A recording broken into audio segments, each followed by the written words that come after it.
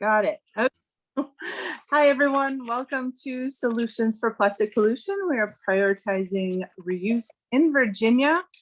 This is a webinar being hosted by the Virginia Plastic Pollution Prevention Network, featuring Miriam Gordon from Upstream Solutions, Jennifer Condon from Beyond Plastics, and Grace Lee from ReThink Disposable. We did want to give you a little background on the Virginia Plastic Pollution Prevention Network in case you're not familiar with us. Katie, can you do the next slide?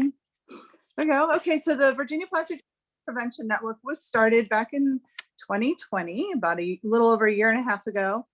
Our mission was to promote and facilitate coordination, collaboration, and communication with groups working around the Commonwealth of Virginia on the issue of plastic pollution. We wanted to make sure that no one was reinventing the wheel, that our groups all around the state could help each other out when resources were available. And since resources are generally limited in this field, we wanted to try to make it easier on everyone. So myself, Christina Trapani with Maniac company, Katie Register with Clean Virginia Waterways of Longwood University, with support from the Virginia Coastal Zone Management Program, put together the Virginia Plastic Pollution Prevention Network. This is actually part of our Virginia Marine Debris Reduction Plan. And Katie is going to talk a little bit about the Virginia Marine Debris Reduction Plan, or background. Yeah, hi, thank you. Those of you who have been attending our Virginia Plastic Pollution Prevention meetings, our monthly meetings over the last year, knew that this Virginia Marine Debris Reduction Plan was in production. It was published just a few weeks ago. You can download it at that website that you see there. And the reduction plan has 4 major goals, as you can see there. Consumer debris, which is the biggest one. That's the stuff that we use for just a few minutes, and it ends up, mostly these are land-based sources of debris that end up in the environment inappropriately. The other 3 major goals are derelict fishing gear, that's nets, crab pots, clam nets, microplastics, and then the 4th major goal is abandoned and derelict vessels, boats, mostly fiberglass. So the plan was put together with the leadership of the Coastal Zone Management Program with tons and tons of stakeholders.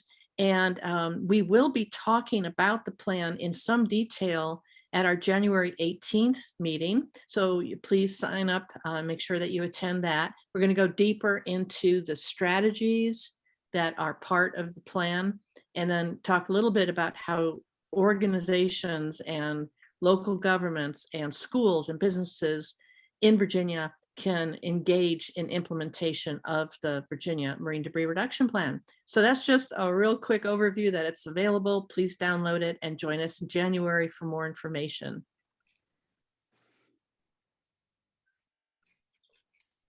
Thanks, Katie. So today we've got 2 panel discussions. Our first is going to be prioritizing source reduction in policy. We did have to do a little bit of switching around on the order of our panel discussions today, but we're still going to get all this great information out to you today. Our second panel will be the case for prioritizing reduce and reuse over plastics bans. So I want to introduce you to our first 2 panelists. Miriam Gordon from Upstream Solutions started her career 30 years ago, helping communities clean up hazardous waste and reduce toxic exposure. Midway, she decided to focus on preventing pollution and waste before it starts. For the last 15 years, Miriam has been a lead strategist and thought leader in the plastic pollution waste reduction movement. Today, she leads coalitions in launching cutting-edge policies and programs to end the throwaway culture. Miriam has developed several programs that demonstrate that pollution prevention is good for business, including California's Clean Boating Program and Clean Water Fund's ReThink Disposable program, which you will hear about today. Working upstream in the system of consumption and waste is her happy place. Miriam, thank you so much for being here. Our second speaker in our first panel is Jennifer Condon with Beyond Plastics. She is the Deputy Director at Beyond Plastics. She is a nonprofit management and environmental policy expert with 20 years of experience. She served 3 New York governors in appointed leadership positions and has led numerous organizations to reach fundraising and growth goals, including New York Public Interest Research Group, Natural Resources Defense Council, Youth Ministries for Peace and Justice, and Bethlehem Children's School. Jennifer launched her environmental career as a New York Public Interest Research Group student activist. She worked closely with Judith Enck to launch Beyond Plastics in 2019. Miriam, take it away. Great. Let me find the share screen function. Okay, thank you so much. Can you see my screen? Yep, looks great. Cool. So I guess all my introductory stuff was going to go in the other panel. So I'll just start by introducing Upstream. We are a national NGO, and we are focused. We were focused when we launched in 2003 entirely on policy and on holding producers responsible for the products that they generate that then become waste. And we believe that if you held producers responsible for the waste, that they would generate less of it, and that we could achieve all kinds of great design standards like making it less toxic and more recyclable. But that isn't actually what has happened with producer responsibility laws for packaging. Over time, we found that they haven't achieved this reduction in the generation of waste. And when we started looking at plastics and packaging, we had looked at a whole variety of different kinds of wastes and helped pass in the U.S. Producer responsibility laws for all kinds of waste, from paint to electronics to mattresses, lighting. When we started looking at plastics and packaging, we kind of realized that what we needed was just to really focus on a whole paradigm shift, that collecting plastics and recycling them, they're not inherently recyclable, and that other materials, if we just focus on plastic, other materials would take their place, single-use materials. And we came to understand that the problem with plastic packaging was just the disposability problem, the single-use nature, and the throwaway culture altogether. And so we really went all in on the idea of having a whole set of policies and an entire organization focused on changing the throwaway culture. So that's when we branded ourselves as Upstream. We used to be the Product Policy Institute, and just went all in on the idea of reduce and reuse. And so we focus on reuse as a prime solution to not only to the plastic pollution problem, but it's a climate solution, it's a waste solution. Changing our throwaway culture is important for creating a planet that can sustain a population of 7.5 billion people and growing. So historically, from a policy perspective, in the US and across the world, the focus on waste and on plastics has been to recycle more and make things more compostable, even in some places to incinerate and capture the energy, and change the design, make products more compostable, more recyclable. But we have found, and I think all of us are coming to the understanding collectively in the environmental community, that plastics and foodware, they're not inherently recyclable. I mean, the China ban on export of, on taking other countries' hard to recycle plastics and paper really unveiled the myth that these products, particularly foodware, are recyclable, and that we could recycle our way out of a wasteful system. And we're also seeing with the whole design change thing, like moving products to become, I didn't mean to do that, moving products to become more compostable or banning plastic, itself, making products plastic free, these things don't work generally because compostable products, compostable packaging actually doesn't create very good quality compost. And in many cases can add a lot of contaminants and just dilute the quality of the compost. Commercial composters, really what they want is organic waste, is landscape waste and food.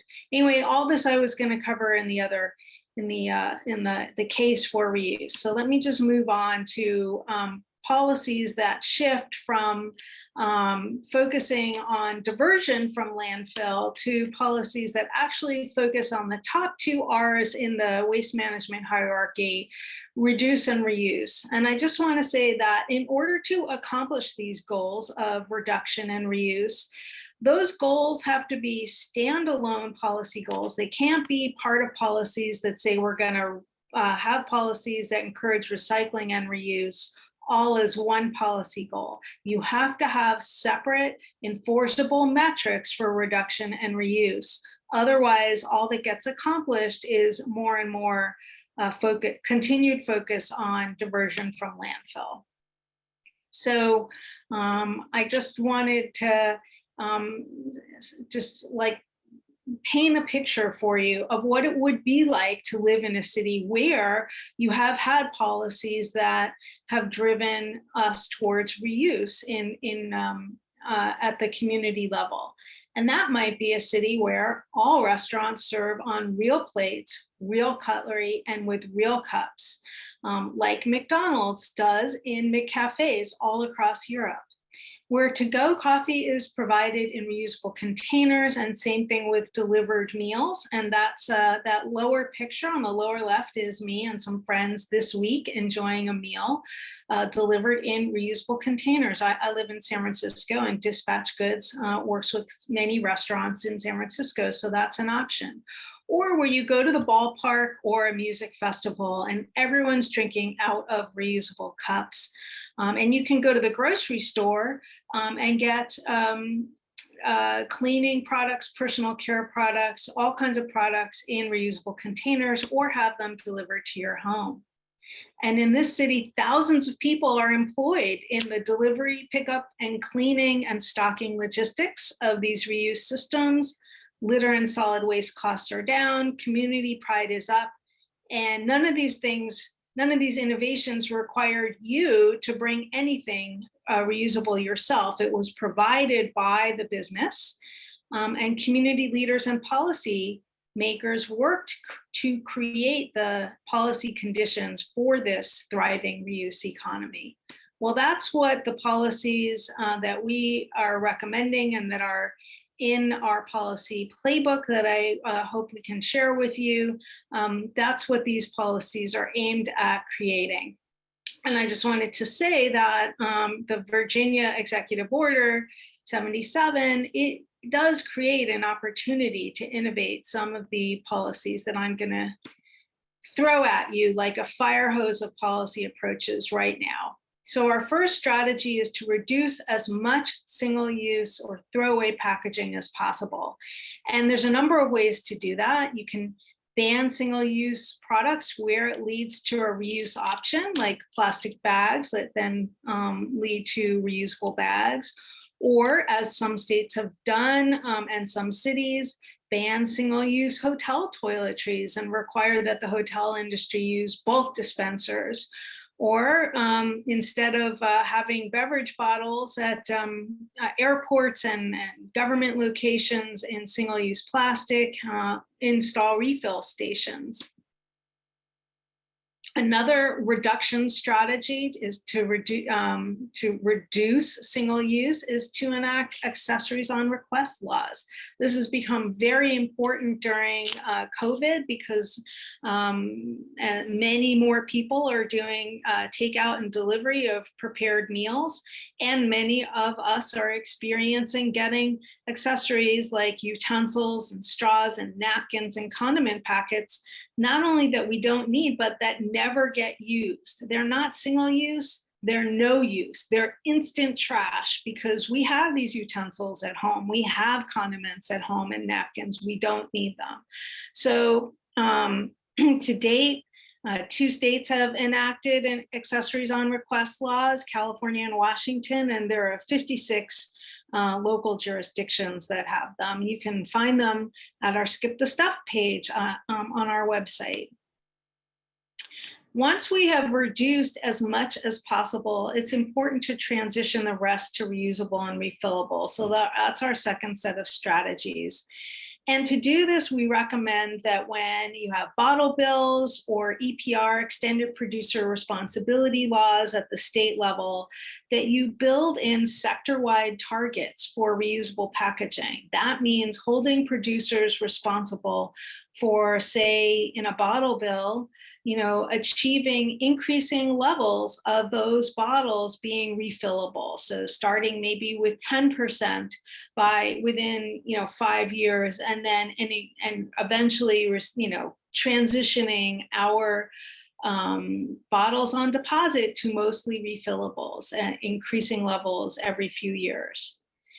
Another great strategy that is being enacted in cities and even countries across the world is to mandate that for on-site dining, only reusable foodware be used. As that McDonald's picture that I showed you from Europe, you can see that on the right side, I have pictures of what it looks like in Berkeley. Berkeley was the first to enact this law in the United States.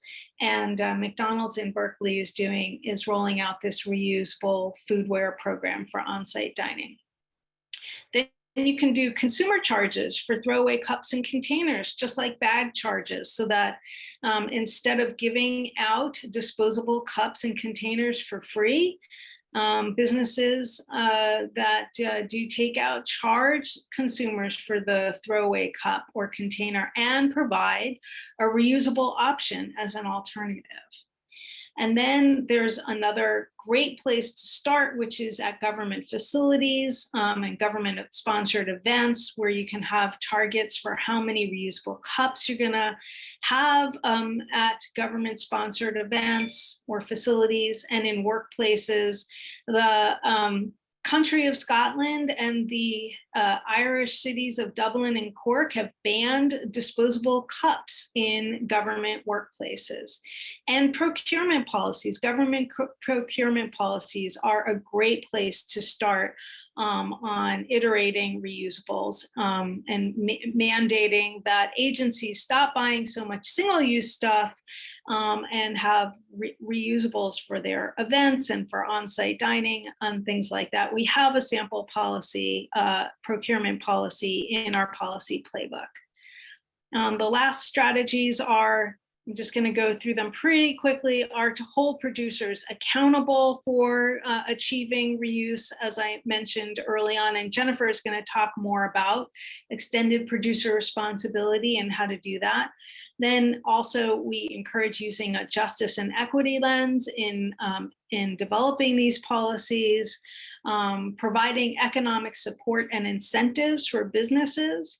And Grace is going to talk about that today. And then our sixth strategy is we are still going to have disposable foodware, so we still want to add precautions for that foodware and make sure that if it's recyclable or compostable, that it is only specify that if your local waste system can actually recycle or compost those products.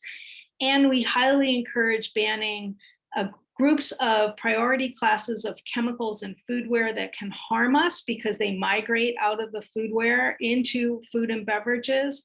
And we have recommended specific plastics that should be banned because they are harmful. All that's in our policy playbook. And lastly, as we switch to reusables, we want to make sure that they too are non-toxic. So there's whole lists of chemicals that need to be banned from both our disposable and reusable foodware. And so that's kind of, I think that is, one last thing. I was thinking about what might be doable in Virginia, and I wanted to highlight the policy of only reuse for on-site dining. accessories only on request, government agency procurement policies, and some of these precautions for disposable foodware, including a polystyrene ban, as well as the other things I discussed.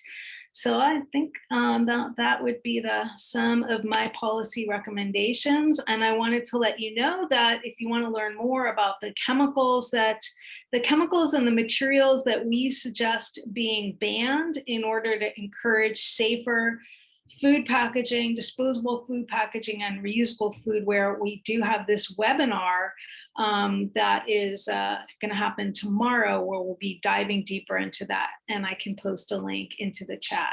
So thank you very much. Thank you, Miriam.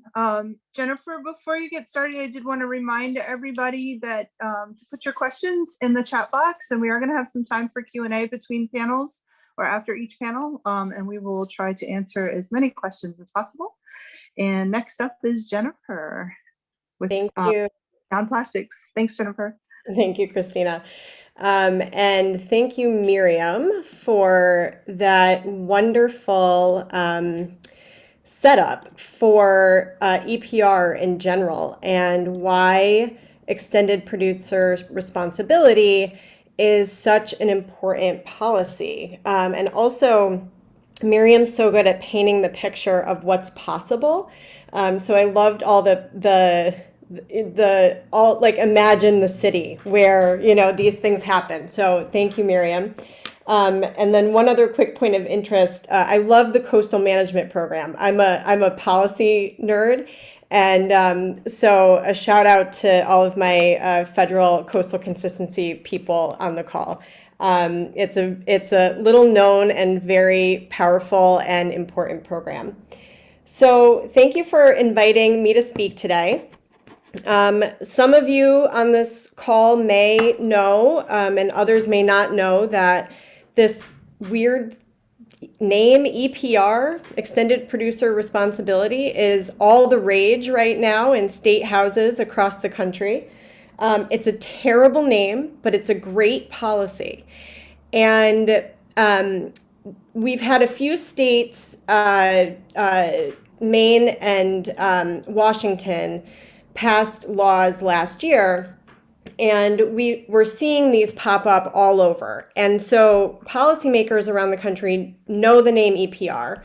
And as Miriam said, people think that with an EPR for packaging bill, that you would see reductions in packaging.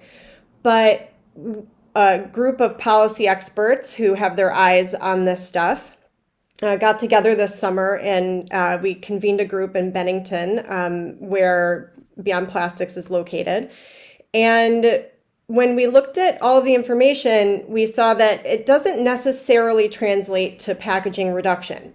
It is important for producers to take responsibility for packaging, but that we really wanted to work on a piece of model legislation, a model policy that would really get the reductions that people think they're getting with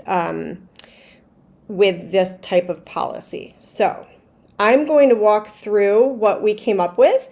And I just want to say this model legislation represents hundreds of collective hours of research, spirited debate, drafting, consultations, and compromise.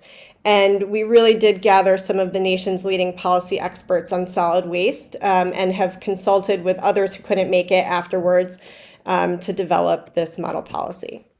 So first of all, why EPR? So we are facing a plastic pollution crisis, as this group knows. 15 million metric tons of plastic waste is washing into the ocean each year, and that number is expected to triple by 2050 if we don't take action at every level of government. Environmental justice is intricately linked to plastic pollution and waste issues. When packaging is not reduced, refilled, and reused, it really ends up littered, entering water bodies, and or it's sent to landfills or incinerators. And these are primarily located in low-income communities and communities of color. And finally, last but not least, packaging, as we all know, is excessive. It's full of toxins, and recycling is broken. So EPR really holds producers financially responsible for managing the packaging waste that essentially they create. As consumers, we have some choice, but we don't have a ton of choice. And really, we need to force design changes to make packaging safer, recyclable, and really to reduce it altogether. So next, there we go. So why should states act? So the United States has 4% of the world's population, but we use 17% of the world's energy, 24% of the world's natural resources. We create 12% of the world's solid waste. And according to a recent study, we are actually the largest generator of plastic waste in the world. Many states have economies the size of countries and can use EPR policies to contribute to solving the global plastic pollution crisis. So the main features of this legislation, there's a lot of pieces. We had a lot of different policy details to wade through, but I think these three are the really big, important pieces. So first of all, as Miriam rightly pointed out, the most important thing is to reduce packaging from the beginning. So that is really the focus of this policy. So focus first on reduction, and that is through requirements, rates, and dates. So it's like, reduce it by 25% in 5 years, like that kind of very strict in legislation reductions. And those reductions can be met through elimination of non-reusable packaging, or shifting to reuse and refill systems. Also, as Miriam mentioned, we eliminate toxics. And I think that this is an often overlooked but very important part of EPR, because if we're going to get a truly circular economy, packaging has to be free of toxic and harmful substances so that those materials aren't being brought back into the recycling system. So this bill bans high priority toxic substances and certain materials such as polystyrene, PVC, and polycarbonate. And this bill also drives design changes. So we use eco-modulated fees and other design standards and labeling to really increase reuse, recycling, recyclability, and recycled content in the packaging. So this model policy covers all packaging. Many EPR bills that we've seen covered only residential packaging, but we at industrial, commercial, and institutional packaging waste is actually 60% of the waste stream. That's an estimate, but it's roughly that. And so we felt like it was important to include that.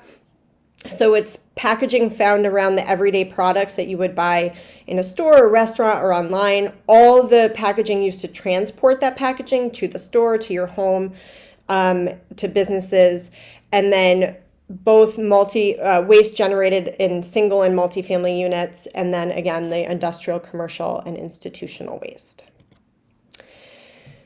So here I will walk you now through some of the details of the policy that we developed. Reduce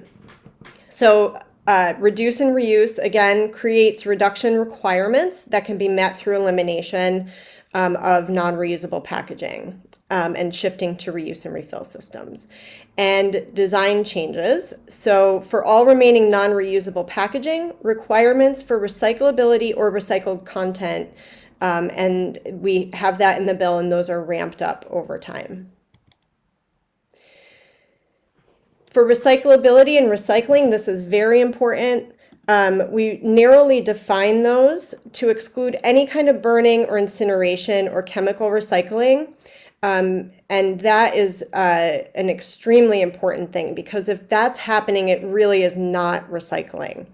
And also our definitions include accessibility requirements. So something is recyclable in your state only if a certain percentage of the population has access to that recycling.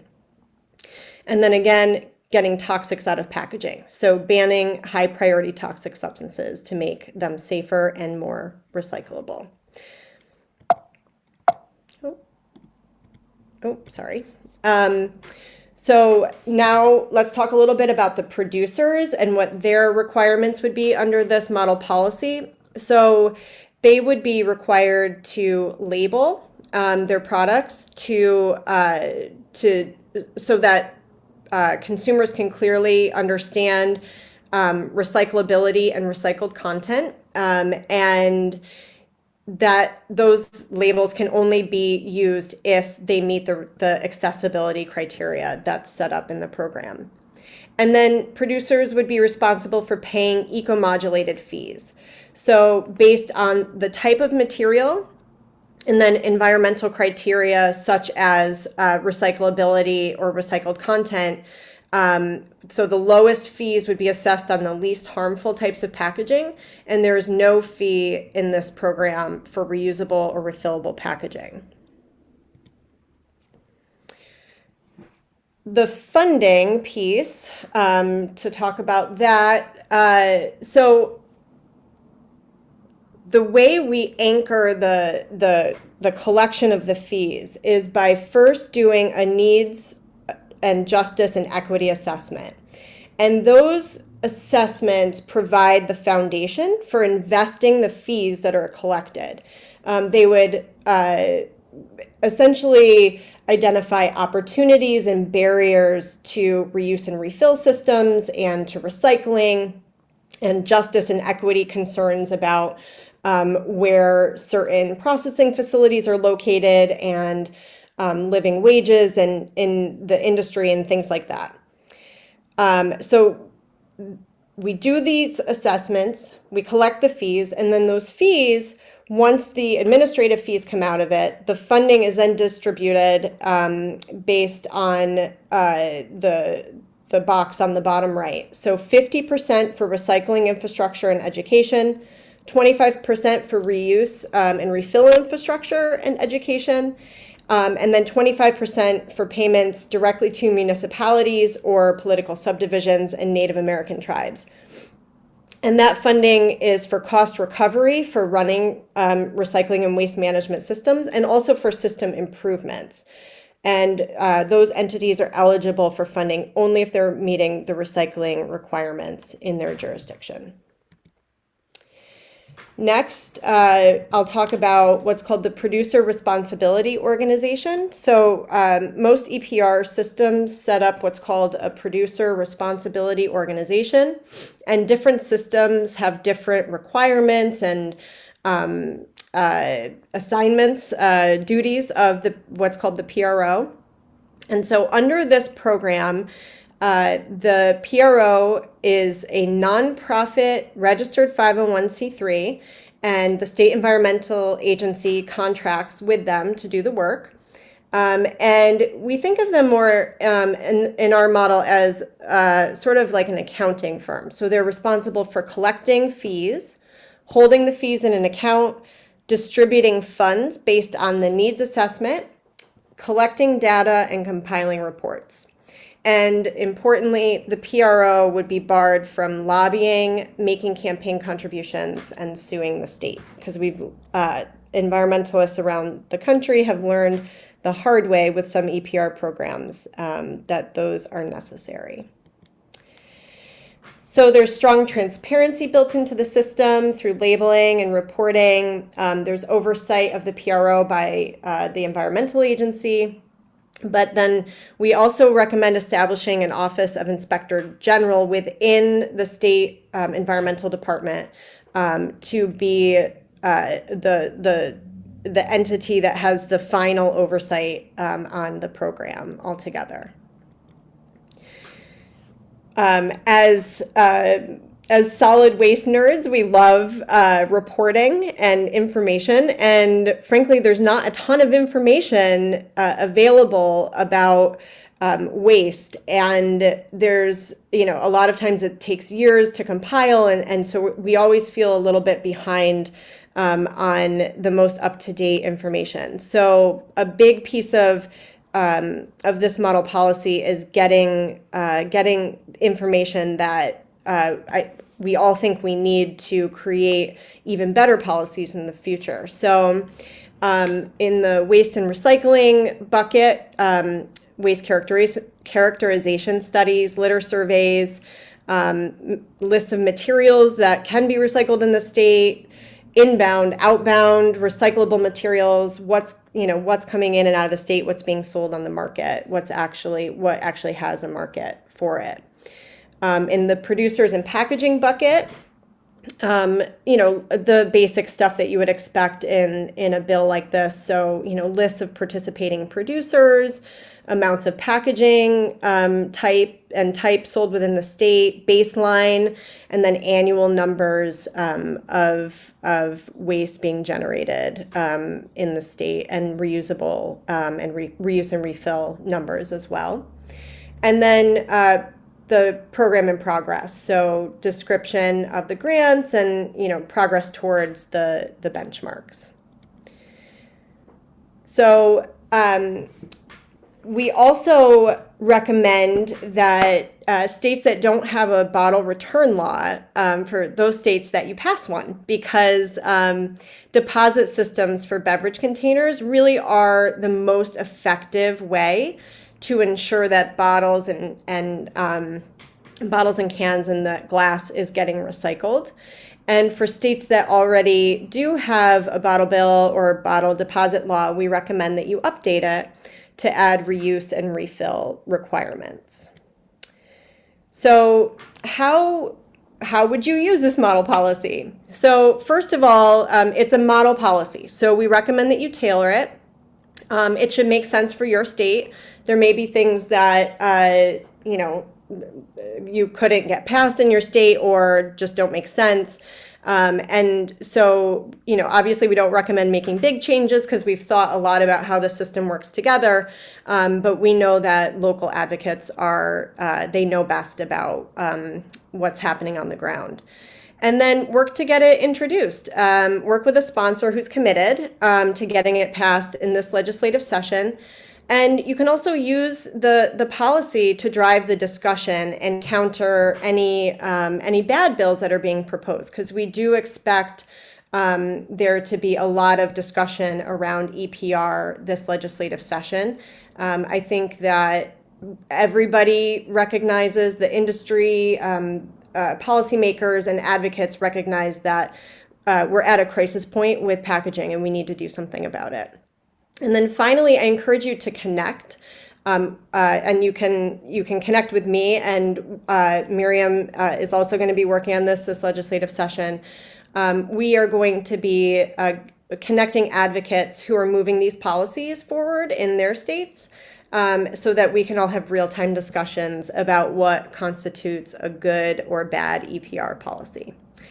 So with that, I will end. Thank you so much. Thank you both so much. Wow, we have so many questions for you, and we'll get through as many as we can. We have about we've got 5 about minutes. 5 minutes. Yeah. 5 minutes. So if you can keep your answers brilliant and succinct as possible. So one question is about, both of you mentioned labeling requirements and local access to recycling. How would that work for a national brand to be able to label things that meet the needs of so many different communities, even in the state of Virginia?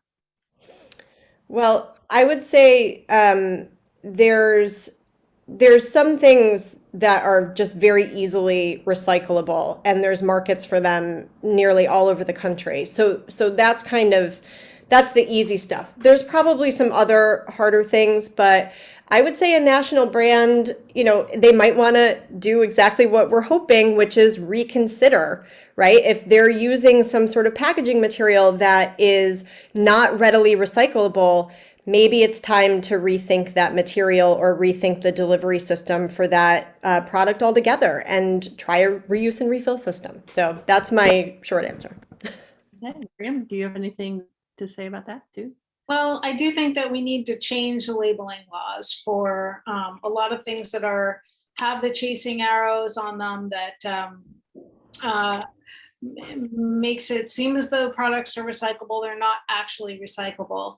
And so so I would encourage you to look at California's SB 343 that was enacted in 2021, the Truth in Labeling Bill, because that is quickly becoming the standard. It's going to change. It's going to ensure that products that are labeled as recyclable are actually recyclable.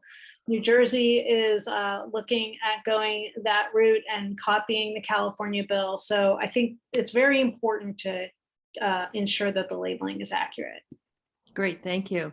The next question is about reusable cups and containers in restaurants, sit-down restaurants. You mentioned in Europe, fast food restaurants serve you coffee in a real mug. What is that? Do those restaurants now have dishwashers and more staff? And are there more costs? Basically, how does that work? I know it's a big question for a quick answer. I'm just going to say, let's save some time and wait for Grace's presentation because it's all about that. It's going to but it works, and Grace is going to talk about it, why and how it saves businesses money. It reduces waste, it reduces disposables, it has all kinds of benefits, but the primary one is that it's good for business, it saves them money. Great. Okay, thank you. We will wait for that then. Another question, how does online shopping and near instant delivery contribute to this problem? And can we solve the problem by redirecting people to local shopping? I am a big believer in systemic change. So we have to, our individual shopping habits obviously matter. We all have to take responsibility for what we do in the world. But there's, sometimes we need something quickly from Amazon, or sometimes there's just, we often can't control what's coming our way. And I think Miriam so eloquently showed in her presentation that in these true reuse systems, you're not even responsible for bringing the reusable item. I have shelves full of containers that I bring to my co-op to refill. It's a huge burden on me. I'm going to do it. But in these true reuse and refill systems, it makes it easy for consumers to do that on their own. And so I would say, look beyond even that, our personal shopping habits, to what can we do on a larger scale. Great, thank you. I'd like to pile on that from a policy perspective. So in order to change how products are delivered to us, what we really need is to mandate that producers that producers deliver these products, the things that we want and need, in reusable packaging. And so it's possible to shift the whole Amazon paradigm through policy by saying, percentage of transport packaging has to be reusable, by a certain date, and increase that over time. So I'd encourage you as advocates to look at not just EPR, not just producer responsibility, but direct legislation that says, for transport packaging, we want to start with 10% in the first 2 years of the packaging used by this industry will be reusable, and then 20% 2 years later, and 30%. Make it happen through policy. Great, thank you. And then maybe this will be our last question. What are your thoughts about fees on plastic shopping bags versus bans? And do both of you support the Break Free from Plastic Pollution Act? Ban all the way, and yes for the Break Free from Plastic Pollution Act. So I think I agree that all plastic bags have to be banned, because I come from California, and we made the mistake. We had the first state plastic bag bill, and it has a fee on the paper, and it bans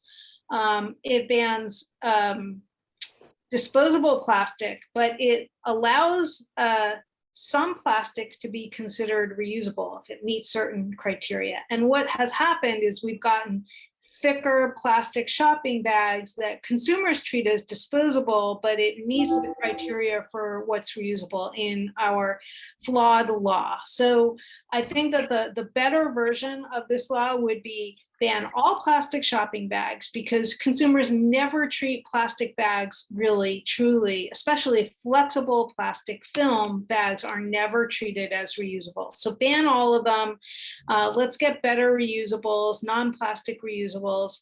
And then, but we still want to, but the shift will be to paper. And we still want people to have to pay for that disposable product, because that's what incentivizes them to bring a reusable. Fabulous. I agree The 100%. Plastic Pollution Act, definite thumbs up. And it's not perfect, but it has a national bag ban. It has a national bottle bill. It has a national producer responsibility framework. None of these things are perfect. There's some reuse built into some of it, especially with funding for, in the bottle bill, funding for the refillable infrastructure. But if we get a national bill, and it doesn't preempt state laws. So if we get something national, it's going to cover the states that aren't going to do anything to take action. And the states that will take action, we can do better versions of each one of those things, of the bag law, of the bottle bill, of the producer responsibility, of, you know, all of it. That's my take on it. Great. Yep. Thank you so much. I wish we could get to all the questions, but a reminder, this is being recorded. We'll share a link with everyone who signed up. I also want to mention there's some great links that people are putting into the chat. So make sure that you check that out too.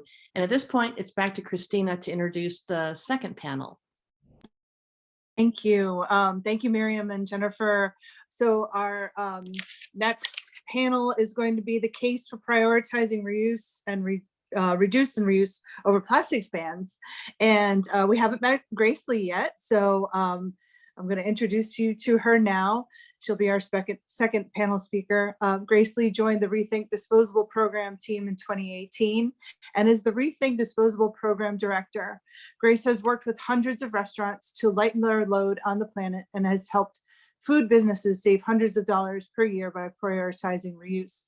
Grace has led her program's growing commitment to supporting social equality and small business owners. And for the past year, she's also led a reusables initiative with the Berkeley Unified School District to completely transform their school meal program from relying on compostable and plastic disposables to all reusable foodware. Grace oversees her team's partnerships and implementation of ReThink work throughout the Bay Area and is gearing up for the program's national expansion. Before working with Clean Water Fund, Ms. Lee was the Outreach Programs Director at the Bay Foundation, a national estuary program charged with restoring Santa Monica Bay, and played in an all-drum experimental punk band. Thank you, ladies. Miriam, take it away. Okay, so one of the problems with asking me to help design a panel is that you're going to get me more than once. But I guess the reason that I wanted to speak both to the policy and to the case for reuse is that, you know, really we are the only organization in the US that is wholly, this is what we do. All we do is focus on building the case for reuse and then trying to get reuse to be normalized through policy, through culture changing communications, and through a business innovation program. So that's why you're hearing so much from me. I wanted to say that I also come from a background of working in California in state policy, and worked on our marine debris reduction plan, both iterations of them, the one in 2008 and the one in 2018, and have been sort of beating the drum for source reduction for as a solution to marine debris. What we need to do is really stop the generation of single-use products and focus more on reduce and reuse. So I'm kind of a repetitive unlike that record that just, that you can't, the needle is on the record and it's going round and round and says you hear the same thing over and over again. But that's because I really believe it and know that we have the facts to show that reuse wins. It is a solution for plastic pollution, for our waste crisis, and it's a climate solution. And that's what I wanted to share with you today. Upstream has believed for a long time since our founding that we could never recycle or compost our way out of this problem. And we just need to change the delivery systems and how we deliver products to consumers. We need to, we heart reuse. And I think I talked about, changing the throwaway model.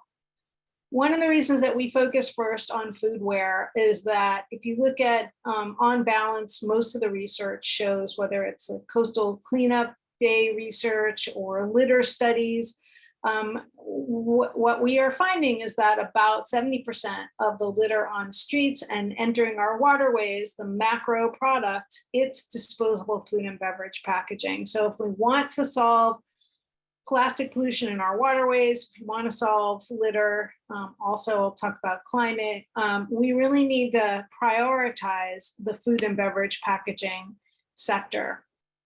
I talked a bit about how we can't recycle and compost our way out of this problem. But let's look at that myth that we can recycle our way out of this.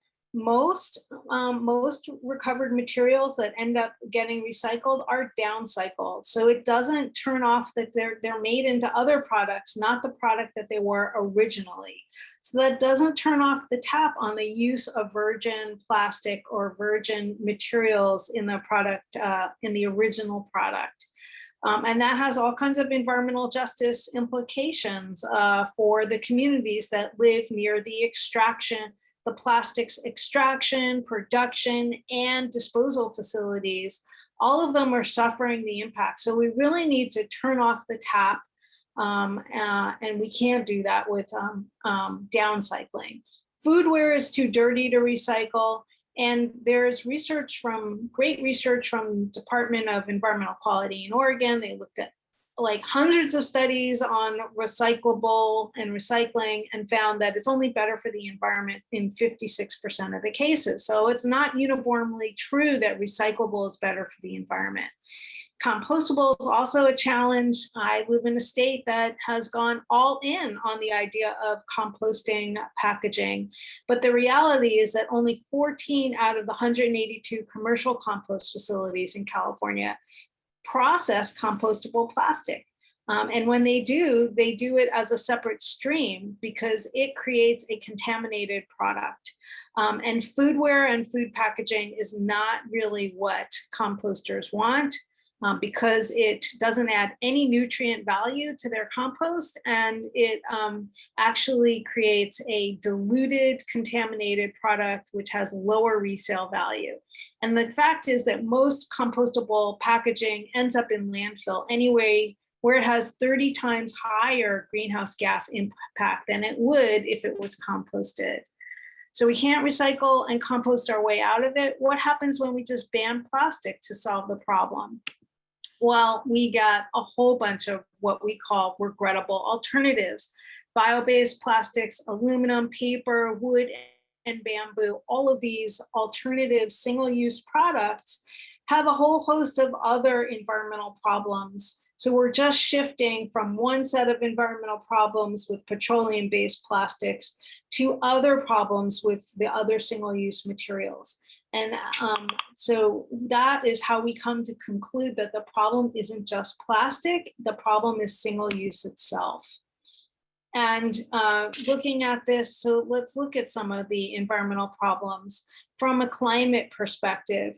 Products and their packaging are 44% of the consumption-based emissions in the U.S. of greenhouse gas, of greenhouse gas, mostly carbon and greenhouse gases. And our one-way throwaway model not only has high climate impacts and energy impacts, it uses a lot of water and natural resources.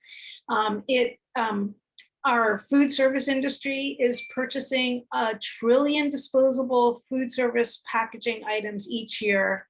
That results in 9 million tons of waste. 24 billion, they're spending $24 billion on disposables. And this results in businesses and communities spending $6 billion to manage all that waste, and a huge amount of litter, 20 billion pieces of litter that needs to be cleaned up, which is the responsibility of mostly of local government. And our estimate is that if we switch to a reuse economy for food service, we can avoid 86% of the disposables, create a lot of jobs, save $5 billion in the food service industry from not buying these disposables, save $5 billion in solid waste costs, and really avoid a lot of litter. So we wanted to see science, what does the science say about the environmental impacts of reusables versus disposable foodware? So we published recently the Reuse Wins report. And the first finding is that reuse beats single use by every environmental measure. So we looked at the general way that environmental impact is evaluated from a technical perspective is through life cycle analysis or life cycle assessment. And we looked at the LCAs for foodware. And out of the 14 studies that we evaluated, the little trophies show where the environmental benefits are. We're comparing different materials used for different products. And you can see that the trophies line up, the environmental wins line up more on the reusable side, on the left side, than on the disposable side. And so way more. So the wins are way more in favor, environmental benefits are way higher with reusables. When you look at, you can't look at any one life cycle assessment, but when you look at them as a group, on balance, the trend is that reuse wins.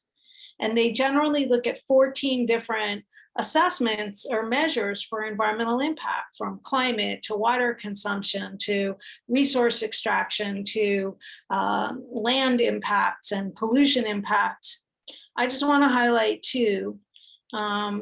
So better for the environment through all of these measures, but in particular, reuse is better for the climate. And let's just look at cups, for example. The one of the LCAs shows that disposable paper, plastic, and bioplastic cups have 3 to 10 times higher greenhouse gas impacts than their reusable substitutes, ceramic, stainless steel, and glass. And I pulled out cups because that's just something that is one of the most used disposable products in the food service. Also, reuse is better for in terms of water footprint. So the LCAs that we looked at on balance show that using and washing one ceramic cup only 500 times only uses 53 gallons of water over the whole life cycle of the product, whereas the 500 paper cups that are replaced by the reusable, those 500 paper cups would have consumed 370 gallons of water. Now, most of the impact for the disposables is in the extraction and processing phase, and most of the impact for reusables is in the dishwashing, in the use phase. But over the entire phase, from cradle to grave, reusables have a lower, on balance, lower water footprint. Even Starbucks found that reuse would be better, and this analysis came out in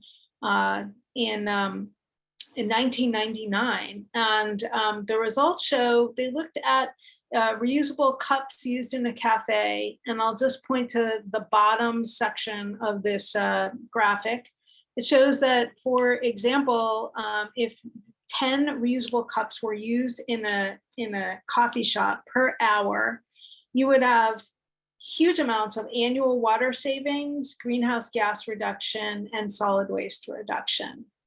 They also found that the reusable cups would save a lot of money for the cafes. And I am going to, and that tees up what Grace is going to be talking about, which is why reuse is a benefit from an economic perspective. So I'm going to turn off my sharing. So I want to turn it over to Grace now to talk about the economics. Thanks, Miriam. Okay, let me share my screen now. All right, here we go. Can everyone see this all right? Yes, looks great. Okay, amazing. Thank you. Well, I'm really excited to share what we've been working on in California. So we have a lot to cover, so I'll jump right into it. I'll give a quick background of ReThink Disposable and Clean Water Fund, where we are now since inception. And I'm going to share just a few of my favorite case studies of businesses that we've worked with, looking at the environmental and economic cases for reuse, and a little bit about our process and how we approach restaurants and some common obstacles and barriers to reuse. Hopefully we'll have time for that because I want to save some time for questions. So just really quickly, ReThink Disposable is a program of Clean Water Fund. Clean Water Fund is a national nonprofit with 14 offices across the country. Our headquarters is in DC, and our California office is in Oakland, which is really the brunt of the program where it resides. But I'm actually calling in from Los Angeles, so we're all over the map.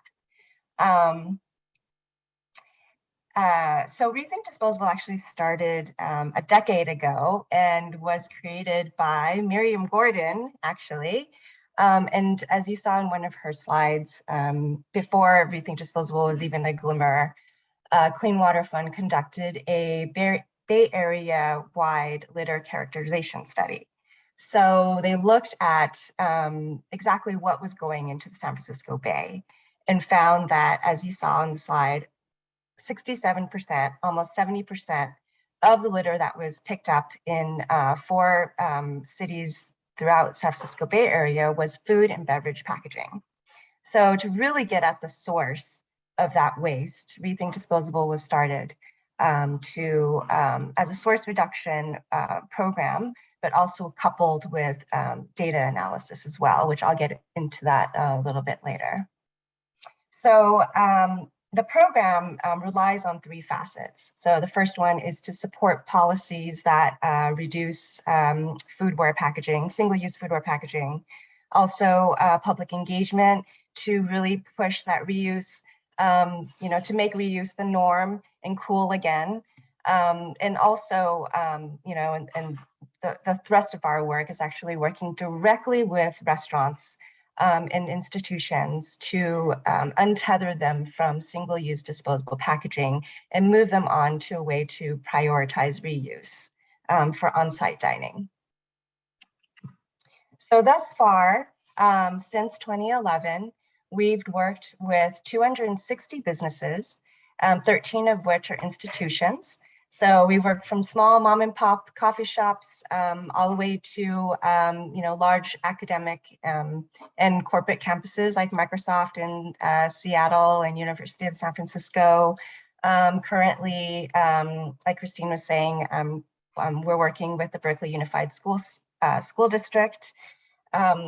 And what we've done thus far is that collectively, the 260 businesses that we've worked with are reducing 22 million pieces of disposable packaging every year. So this is on an ongoing basis, weighing 131 tons of waste. And on a per business level, we've found through our data impact and analysis, we've found that restaurants that work with ReThink Disposable to switch from disposable foodware to reusable typically have the opportunity to reduce the generation of 110,000 pieces of disposable foodware packaging, weighing up to 1,300 pounds. And we see across the board an average of a 60% reduction in the use of disposable packaging for their on-site dining. And this is kind of the most exciting part of the program that we've found, that businesses that we work with have the opportunity to save between $3,000 to $22,000 a year. And this takes into account, we look at if there are any increased expenses from labor, water use, or utilities. We look at any annual ongoing costs, and also upfront investments to set up for a reuse-centric operation. And this is the most exciting part about it, is that it is pro-environment and pro-business at the same time. So next I want to share with you some of these favorite case studies that I alluded to. So the first one, this is a picture of Stephanie Ayu. She is the owner of a Hawaiian barbecue place in the city of Alameda called Honolulu Barbecue. So when you walk in, you order at the counter and you sit down, and you get your food up at the counter and you sit down at your table. But everything on their menu was served in its own special disposable container. So they had 13 different disposable containers that they would have to repeatedly procure, like every 2 weeks, every month. So we worked with Stephanie because, as you can see, she was just throwing money into the trash, along with leftover food and things like that. We set her up with just $345 of an upfront investment to purchase all the reusables, so that she would become 100% reusable for dine-in. She ended up renting a dishwasher to support her new reuse operation, and spent about $160 a month to have the dishwasher serviced every month. Other than that, there was no labor impact to her business. So this is kind of an amazing win-win situation here. She was able to decrease her generation of disposable packaging by 110,000 pieces, weighing almost 2,000 pounds, and seeing a 58% reduction of disposable products used at her restaurant across the board. And even with the monthly dishwashing service, was able to save $1,272 every year. And actually, Stephanie, this year, because of her sustainable practices, she was able to, she won a Stop Waste Alameda County Business Efficiency Award. The next case study that I want to share is Hang Ten Boiler. So this is a popular place, in the city of Alameda, where you can order, crab. They steam it in a big bag and they bring everything on the table. But they were serving everything again in all disposables, even though you're sitting down in the restaurant to eat. So I love this story because it really shows how this program can really meet restaurant owners where they are, right? So it's not an all or nothing program. So with Mai, when we first approached her to go reusable, she was really overwhelmed with the thought of having to wash all of these dishes. They're a really busy restaurant, hundreds of transactions a day. And we convinced her to switch over to one reusable item. And we came back 2 weeks later, and a lot of the fears of going reusable were just kind of like preconceived notions of what could go wrong by going reusable. She actually didn't even notice a difference by just trying that one thing, and decided to make a complete transition to reusables for all of her foodware. So Mai invested about more than $2,000 actually to purchase all of her reusables that you see here in this bottom right-hand picture. She even hired a new staff person to support dishwashing. And but she was still able to save on an annual basis almost $4,000 a year. So in other words, if she maintains, and if these businesses maintain their reuse practices, then they are able to see these levels of source reduction, waste reduction, and recoup some of these costs. I know water is such a big deal, right? So with reusables, right, you're using more water on site to wash all of the dishes. So I wanted to bring up Crispian Bakery as a case study for how the program also addresses some water use. So Crispian Bakery, they did just a simple switch from compostable plates to a real plate. And plastic cup and lid to a real glass for on-site dining. They, with just this simple change, along with reusable utensils, they are reducing their generation of 59,000 pieces of disposable packaging every year, weighing 1,000 pounds, and are able to save more than $1,700 a year. And this actually takes into account of installing a new dishwasher to support their reuse. And then also an increase of their water bill by $30 a month. When we interviewed the owner after the implementation of the reusables, they noted that installing a dishwasher actually improved labor efficiency. They had no need to hire additional staff. The water bill only increased by $30 a month, but the cost of the dishwasher installation and rental was offset by the savings earned from switching to reusables. So how do we get all of this work done? So I'm going to show you a little bit behind the scenes of our process here. So over the years, we've kind of honed our process down to a 9-step program. So ReThink Disposable is typically supported by contracts with our municipal partners. So cities and counties can hire ReThink Disposable to work with their business communities to switch them over to reusables. We also have foundation and grant funding, of course, as any nonprofit does to support the work. But we work with our municipal partners and other community-based organizations and business improvement districts to connect us to restaurants that want to participate in ReThink Disposable. So, right, starts with identifying good candidates. Then everything always starts with an observation of business practices. Before we even talk to anyone in the restaurant, we start with just observing what's happening at the restaurant, if there are any opportunities to target any disposable foodware packaging and switch them over to reusables. We work, then we approach the decision maker and we work with them to figure out their reuse plan. So how do we seamlessly integrate reusables into their operation? We do, and we try to do as much as possible for the business. So over the years, we've kind of have taken a lot of the control of the program, just so we don't see a lot of attenuation of our business participants. So we try to do everything for them, right? They're so busy. So we do the product research, we procure product for them.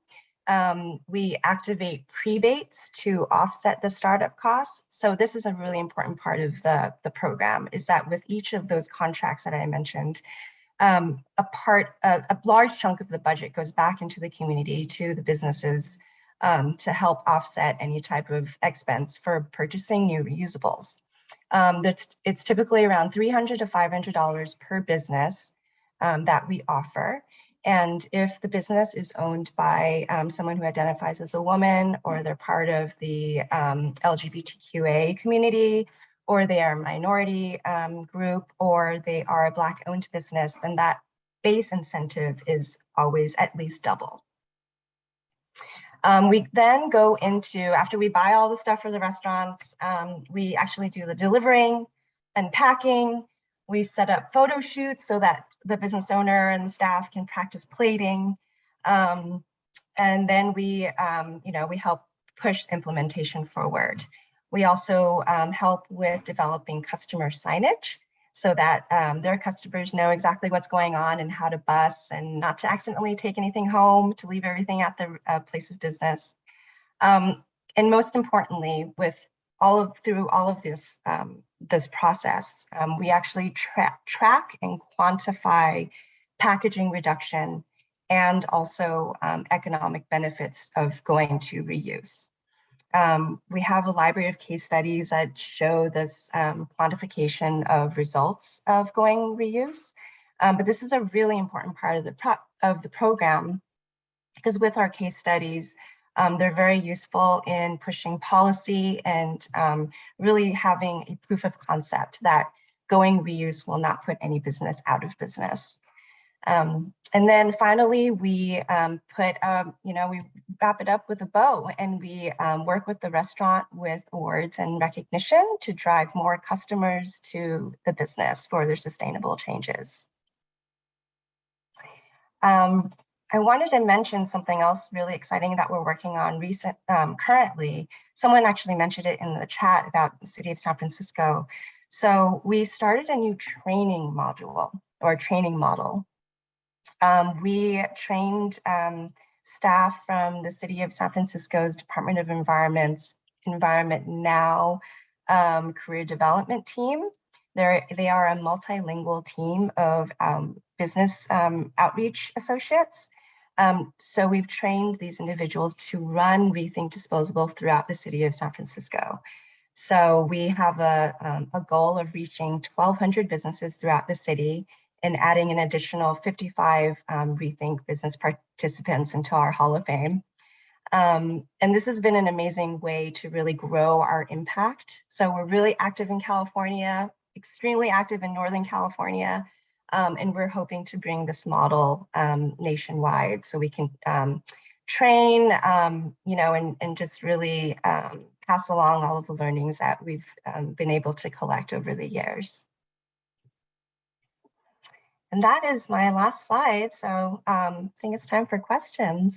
Yes, thank you so much, both of you. That was so informative. So we do have some questions, and we've got about 6 minutes, I think, maybe 7. First, a real quick question for you, Grace. Are some of these case studies on your website, and is information on your plan, how many restaurants have participated? Is that all something people can find on your ReThink Disposable website? We do have a collection of case studies on our website. I also have a library of all of our case studies, actually. So if people want to reach out to me, I can email you, these case studies. Well, please do. We'll share that with our members, as well as the people who signed up for this webinar who are not yet members of the Virginia Plastic Pollution Prevention Network. So a couple quick questions for both of you. How do you suggest people address pushback from the plastic industry against some of these initiatives that you've talked about today? Grace, do you want to go first since your mic is on?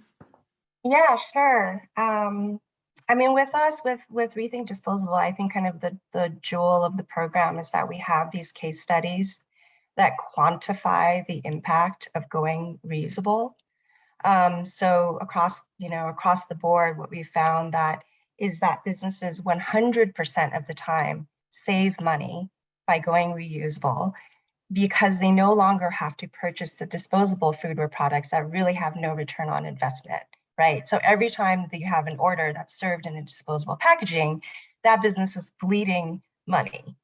But with reusables, and this is especially the case nowadays when you're having replacement policies away from the cheaper polystyrene to the much more expensive compostables, this really, having reusables is a great way for a business to make that money back.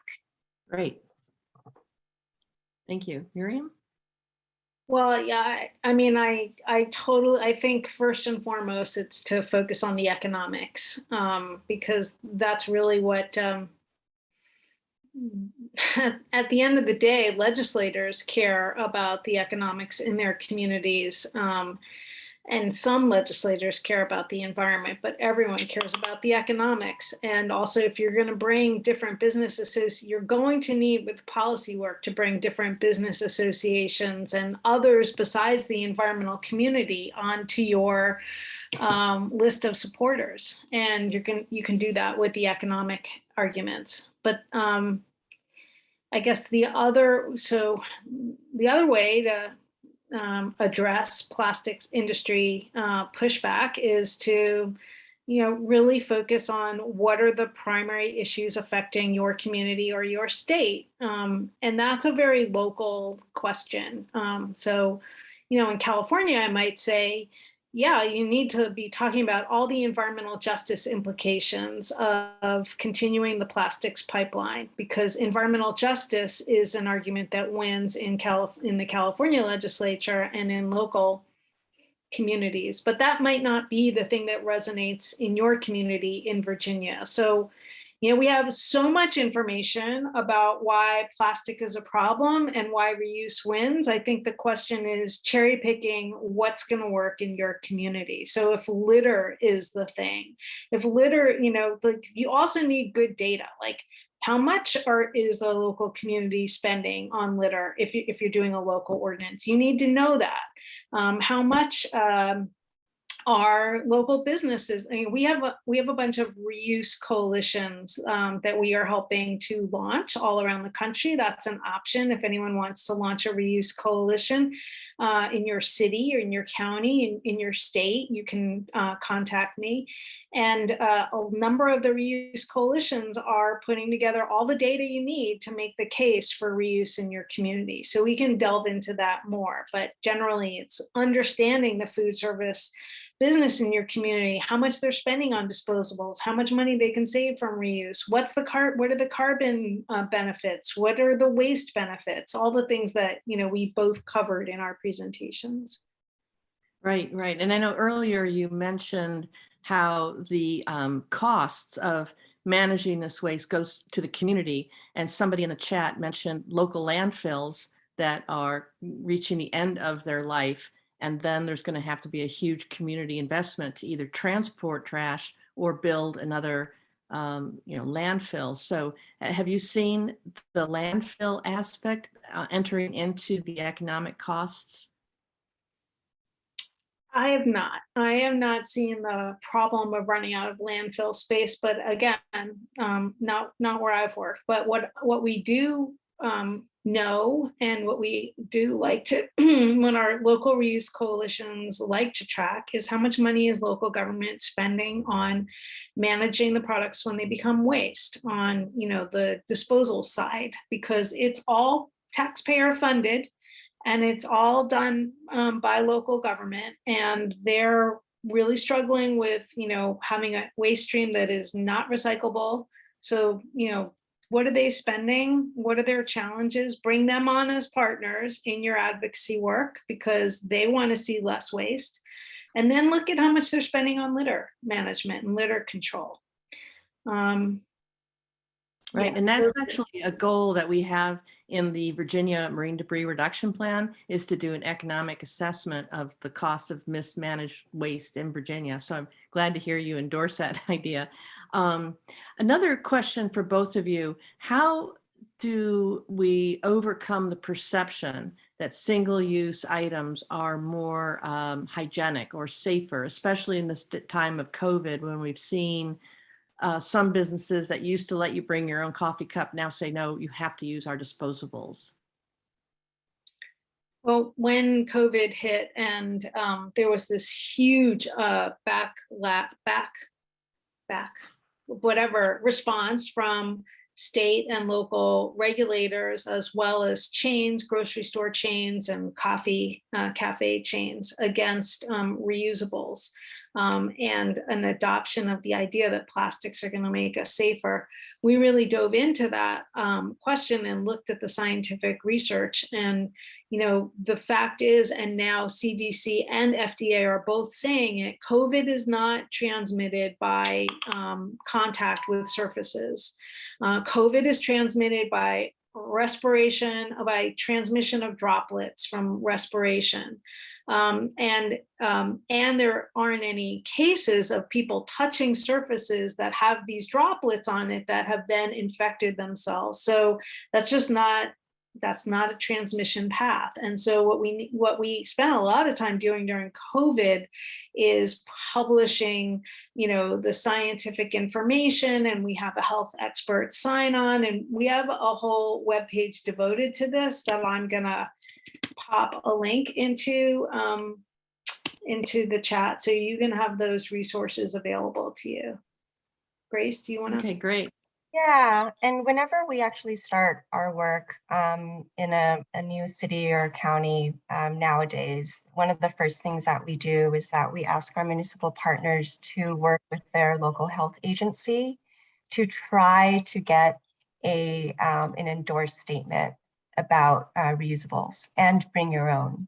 So to just put either their logo or a statement or something on a flyer, just to reassure businesses, right? So that reusables are safe. Great, thank you.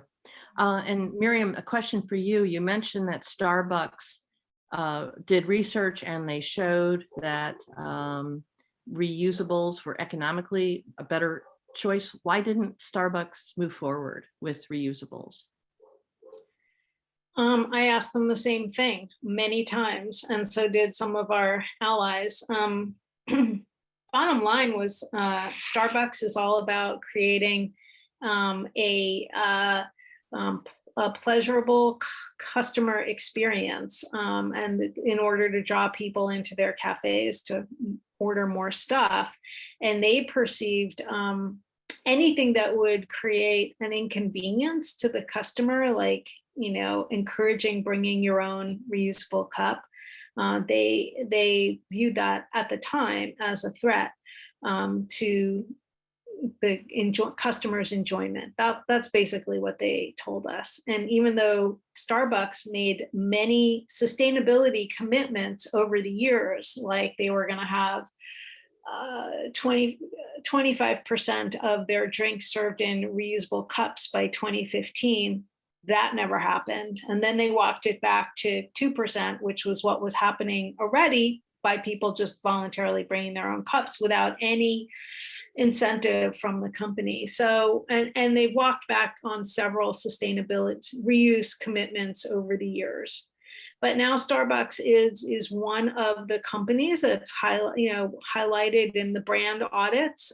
Break Free from Plastic U.S. brand audits highlights top 10 polluters for littered items that are entering plastic littered items entering the marine environment. And I think their branded disposables are becoming a liability for them. So let's hope that they up their future commitments become ones that they back with real action. Well, great. I thank you both so much. It's at 3:30. We are out of time.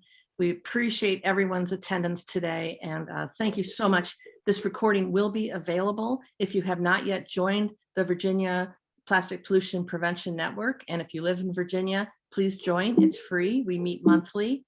And I just want to remind you that our next meeting will be January 18th, 2022, where we will do a deep dive into the Virginia Marine Debris Reduction Plan. And then if you have any other programs, those of you who are members who you would like to share, let us know. Christina, any final words? Yes, I just want to say thank you to our speakers today. Wonderful presentations. I learned a lot, and I keep seeing all of these comments in the chat room. It looks like everybody enjoyed the presentations, and hopefully taking away and getting those wheels turning. We may have to do a follow-up later next year to see if any of these concepts are starting to be implemented here in Virginia. So thank you, Grace and Miriam. And I know Jennifer left, but I want to thank her too. This has just been a wonderful presentation, and I think there was a lot of takeaway to think about here today. Thank you. Thank you, everybody. You'll get an email from us once this is posted. Bye-bye.